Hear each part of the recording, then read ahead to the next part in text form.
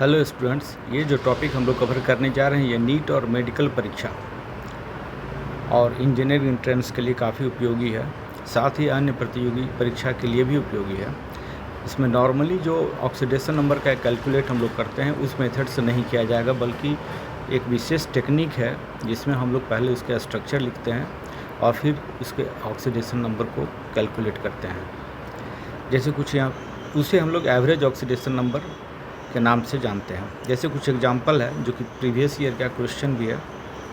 CrO5 इसका oxidation number अगर conventional method से हम लोग करेंगे तो ऑक्सीडेशन नंबर 10 आएगा, जो कि गलत होगा, क्योंकि क्रोमियम का ऑक्सीडेशन नंबर 6 से ज़्यादा हो ही नहीं सकता, क्योंकि उसके वैलेंस इलेक्ट्रॉन में 6 ही इलेक्ट्रॉन है।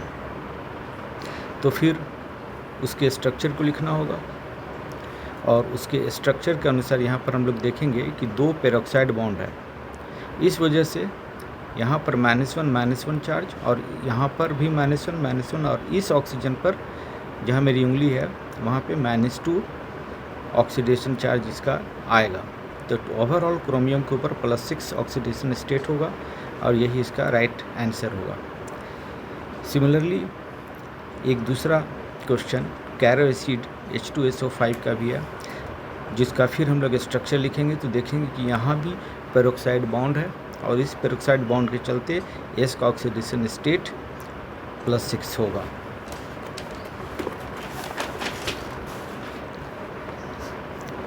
इन कार्बन सब ऑक्साइड इसका भी ऑक्सीडेशन स्टेट जब हम लोग लिखेंगे तो कार्बन का अगर एवरेज हम लोग लेंगे तो तीनों का जोड़ के उसको डिवाइड कर देंगे 3 कार्बन एटम से, तो जो आंसर आएगा वो एवरेज होगा और यहाँ पर वो 4/3 होगा। लेकिन जब इंडिविजुअली तीनों को अलग अलग निकालेंगे तो उसके स्ट्रक्चर को ध्यान में देखेंगे और तब देखेंगे कि उसका ऑक्सीडेशन स्टेट कितना आ रहा है। पहले वाले और तीसरे वाले कार्बन एटम पर ऑक्सीडेशन स्टेट +2 होगा और बीच वाले पर, चूँकि ये सिमिलर से अटैच है, CC दोनों साइड है, इसलिए इसका ऑक्सीडेशन स्टेट 0 होगा। इसी प्रकार Fe3O4 है। ये Fe3O4 2 प्रकार के ऑक्साइड, फेरस ऑक्साइड और फेरिक ऑक्साइड से बना हुआ है। इसमें फेरस ऑक्साइड का ऑक्सीडेशन स्टेट +2 है और फेरिक ऑक्साइड का +3 है। तो एवरेज अगर ऑक्सीडेशन स्टेट Fe का लेंगे हम लोग तो 2 + 3 + 3/3 यानी 8/3 2.67 इसका आंसर होगा। इसी प्रकार Br3O8 का भी होगा।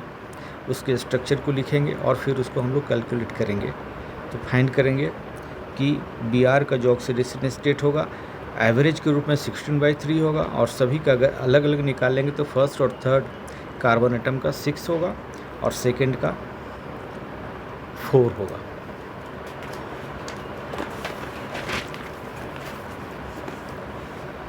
एक और एग्जांपल यहाँ पर हमने लिखा है आपकी सुविधा के लिए, HNO4 पेरोक्सी नाइट्रिक एसिड।